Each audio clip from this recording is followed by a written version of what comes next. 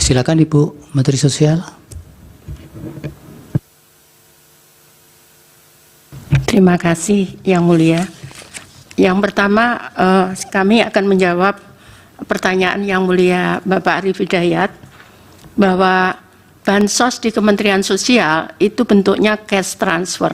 Jadi tidak ada dalam bentuk natura atau barang. Jadi semua transfer ke rekening penerima manfaat 100%. Kecuali respon kasus. Jadi ada yang sakit, ada yang disabilitas, butuh bantuan, dan itu dia belum menerima bantuan sama sekali, baru kita bentukkan macam-macam. Mungkin nanti bisa saya tunjukkan fotonya, seperti itu. Jadi kalau untuk reguler kami 100% menggunakan transfer ke rekening PM, seperti itu. Jadi tidak ada dalam bentuk barang atau natura. Kemudian yang berikutnya menjawab pertanyaan Yang Mulia Ibu Eni Nurbaningsih. Sebelumnya Ibu, saya mau izin Pak Ketua dan Bapak Ibu Hakim, terkait dengan penyaluran bantuan pangan beras dilaksanakan oleh badan, bukan Monsos ya? Bukan. Nah bukan. Itu apakah tahun 2000 itu hanya 2023 atau sebelumnya gimana? Sebelumnya sejak saya menjadi menteri sudah tidak. Oke. Kami tidak ada menyalurkan dalam bentuk barang. Oke. Ya, sejak saya menjadi menteri. Oke, terima kasih Ibu. Ya, kemudian yang berikutnya adalah tadi sudah dijelaskan tentang kenapa awal tahun anggaran dicairkan. Ini bahkan sejak sebelum saya menjadi menteri itu pencairannya sudah bulan Januari, karena memang tadi saya jelaskan teorinya kalau mereka itu tidak bisa memenuhi kebutuhan 1 bulan untuk hidup itu mereka nggak bisa. Jadi makanya kita harus sangat disiplin untuk membantu mereka. Kemudian yang berikutnya adalah bansos yang lain untuk bagi pekerja sosial itu bukan bansos Ibu. Jadi pekerja sosial itu kami bayar. Makanya tadi kami jelaskan ada selisih anggaran antara bansos dan program perlindungan sosial. Sehingga di dalam situ adalah ada pekerja sosial. Pekerja sosial ini yang mendampingi para PM, nanti kami bisa jelaskan mendampinginya seperti apa. Jadi kalau dia sakit gila misalkan, dia gila waktunya ke rumah sakit karena dia harus rutin berobat, maka pekerja sosial inilah yang mendampingi. Kemudian itu dibayar oleh Kementerian Sosial. Jumlahnya kalau nggak salah hanya sekitar 2.000 seluruh Indonesia. Kemudian berikutnya, jadi itu gaji sifatnya, bukan bansos. Nilainya sekitar 3 juta per bulan untuk pekerja sosial. Seperti itu. Nah berikutnya menjawab pertanyaan Yang Mulia Prof. Guntur, apa ada tim pengendali? Bapak mohon maaf kalau saya menggunakan tim itu biayanya cukup besar. Akhirnya saya menggunakan elektronik Bapak, semua. Jadi sekarang ini saya bisa persis tahu berapa realisasi pencairan keuangan, saya bisa buka sebetulnya. Ini tadi sempat saya print, sempat saya cetak per tanggal 5 April, tolong yang realisasi pencairan keuangan. Karena semua sudah elektronik, jadi kami tahu berapa realisasinya di lapangan. Kemudian kalau khusus untuk tadi, kenapa diserahkan kepada kelompok? Karena mohon maaf, yang kelompok yang kita berikan, satu, dia untuk disabilitas. Dia nggak mungkin bisa pergi kemana-mana, seperti ini kasusnya. Ini gila yang diserahkan, ini gila, kemudian yang disabilitas seperti ini nggak mungkin mereka, dan mereka tinggal sendiri. Jadi mereka kita serahkan kepada kelompok itu yang memberi makanan. Jadi seperti ini laporannya setiap hari. Jadi kelompok setiap hari setelah menyalurkan makanan itu harus mengirim fotonya kepada kami setiap hari. Itu cara pengendalian kami, karena kalau dengan tim itu sulit untuk kami juga. Jadi ini sudah salur belum? Nanti kalau itu misalkan si A, kenapa nggak disalurkan? Itu keluar kayak pop up gitu, keluar bahwa ini belum terima makanan. Dan itu ada di situ. Datanya itu 1251, dia belum terima makanan. Seperti itu. Nah, itu nanti kita cek. Kenapa? Dengan pendamping tadi, Peksos itu. Seperti itu. Jadi kita cek kenapa dia nggak terima gitu. Maka Peksos itu dan pendamping kami, PKH, ada pendamping PKH, itu yang ngecek ke lapangan. Kenapa dia belum dapat terima makanan? Mungkin udah meninggal, mungkin sakit di rumah sakit, sehingga dia nggak terima makanan. Nah, kemudian berikutnya, itu kalau ada dispute, misalkan laporan tentang misalkan penyelewengan bansos, kami dibantu oleh Satgas di KPK, Satgas untuk Satgas khusus untuk kalau ada sesuatu, dan Satgasus yang diberikan bantuan oleh Pak Kapolri ke kami. Kami punya didampingi dari Pak Kapolri sekitar 21 orang, dan dari KPK juga ada mendampingi kami kalau ada dispute tentang penyaluran ini. Seperti itu. Nah, untuk ngontrol, apakah kami misalkan mau komplain, kami 24 jam, kami punya CC room. Seseorang bisa melapor, kenapa saya nggak terima bulan ini? Kenapa ini nggak berhak? Jadi yang kita sebut usul sanggah, ini nggak berhak. Kenapa ini dapat? Maka dia bisa melaporkan, dia tunjukkan foto rumah, kemudian kami cek lapangan. Kalau ternyata menurut kita betul seperti ini, Pak, ini rumah tidak layak bansos, maka kita kirim. Karena sesuai Undang-Undang Nomor 13 2011, keputusan data itu ada di daerah. Jadi karena itu kita kembalikan ke daerah. Awalnya saya minta daerah kembalikan 3 bulan, tapi tim dari Satgasus, kemudian KPK nyampaikan terlalu lama Bu Mensos, 1 bulan saja. Akhirnya 1 bulan, kalau mereka daerah tidak menjawab, berarti sanggahan atau usul itu betul. Seperti itu, Bapak. Jadi ini untuk menjaga data kita, apakah data kita betul atau tidak.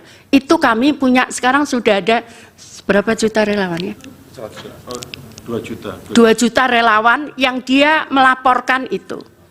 Kemudian ini hasilnya, jadi ini hasilnya Bapak. Sebelumnya, Mas. Sebelumnya, tolong sebelumnya. Jadi ini ada total usulan. Jadi ada dia mengusulkan. Nah, kemudian usulannya ditolak, itu 492.000. Kami punya datanya ini. Ditolak bisa oleh di daerah, juga bisa dari kami. Kadang tetanggaan gini saling iri, Pak. Saling iri, padahal ya memang dia butuh gitu. Setelah dicek, dia tidak bisa kita hanya lihat memang kondisi rumah, kadang harus ditanyakan. Contohnya misalkan di suatu daerah, di suatu daerah saya tidak sebutkan, itu rumahnya kayak istana di tengah hutan. Tapi ternyata dia itu dulunya TKI, kemudian sekarang dia tidak bekerja, dia sekarang menjadi miskin, tapi rumahnya seperti istana, tapi nggak laku dijual karena di tengah hutan. Seperti itu. Jadi itu kita harus cek seperti itu untuk menjaga kualitas DTKS kami. Kemudian berikutnya adalah tadi disampaikan jadi untuk komunitas itu tetap kita berikan BNBA. Di wilayahmu yang diberikan bantuan itu ini A, B, C, D, alamatnya ini. Jadi dia memberikan ke yang bersangkutan sesuai data itu, kemudian melaporkan melalui foto seperti ini. Juga ada komunitas anak yatim yang dia tidak ada orang tuanya. Itu di yayasan-yayasan, itu kami bantu. Memang belum sepenuhnya semua bisa kita bantu. Jadi seperti ini setiap hari mereka buat laporan. Mengirim setelah bantu makanan, kemudian foto dikirim kepada kami, seperti itu. Kemudian, jadi kalau mau menyaksikan, monggo siapapun boleh melihat saat penyaluran ini siapapun, kami malah senang kalau semua bisa melihat karena itu transparan bagi kami juga, terutama untuk pertanggungjawaban.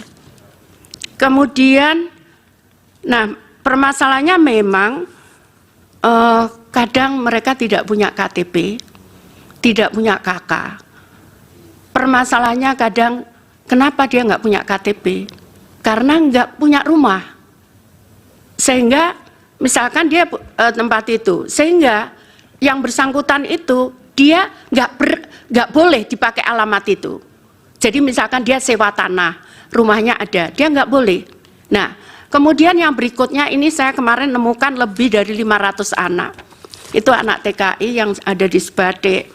Ini sekarang kita Batam, kemarin kita kasih KTP. Karena dia nggak punya KTP, sehingga padahal dia nggak tahu juga orang tuanya ada di mana. Mereka ikut yayasan-yayasan seperti itu. Jadi kami harus ngurus sampai mereka dapat KTP dulu atau dapat KK dulu untuk kami memberikan bantuan. Karena kalau tidak, kami juga kena pemeriksaan. Jadi yang pertama dilakukan adalah pencocokan data dengan data Dukcapil. Itu kita lakukan. Setelah itu kita cocokkan lagi dengan BKN. Apakah dia PNS bukan? Setelah itu kita cocokkan lagi dengan BPJS Tenaga Kerja.